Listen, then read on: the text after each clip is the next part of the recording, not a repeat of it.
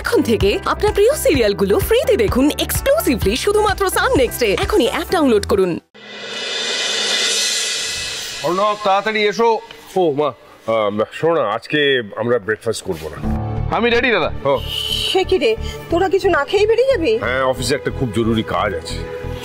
কই বাবা, তুমি তো আমাকে কিছু বললে না। আরে আশিস, আশিস, এখন তোমার মাথার ওপর বাবা আছে, আমি আছি, এখন ফাঁকি দিয়ে নাও।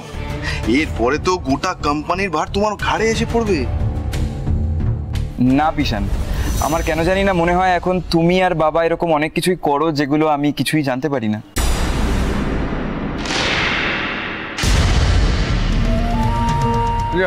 এই কথার মানে কি আসিস? হ্যাঁ, আমি আর অর্ণব কি করি?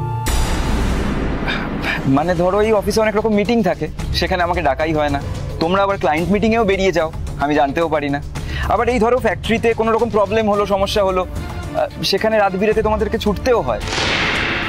আমার কাছে তো ইনফরমেশনটাই থাকে না, আলোচনা তো অনেক দূরের কথা। বুঝতে পেরেছি দাদা, আশিসের অভিমান হয়েছে। আপনি এক কাজ করুন না দাদা, আশিসকে একটা বড় কিছু দায়িত্ব দিয়ে কয়েকদিনের জন্য কলকাতার বাইরে পাঠিয়ে দিন। সেটাই মনে হয় করতে হবে।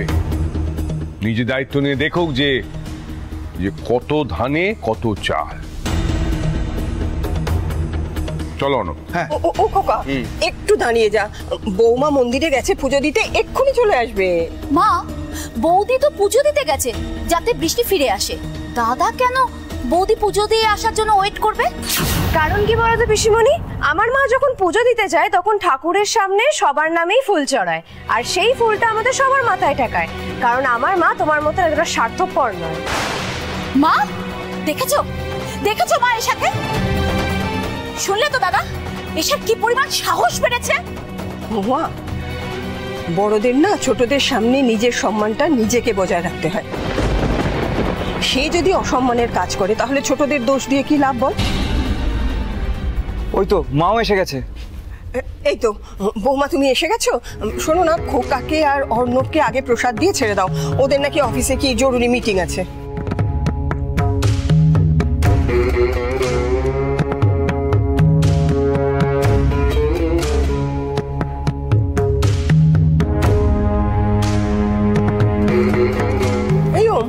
কিরে, বৃষ্টির কোনো খবর পেলে?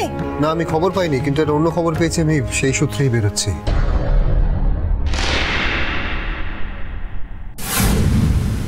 ওম, একটু দাঁড়া বাবা, প্রসাদটা নিয়ে যা। মা, আমার প্রসাদ খাওয়ার সময় নেই, বেরোচ্ছি।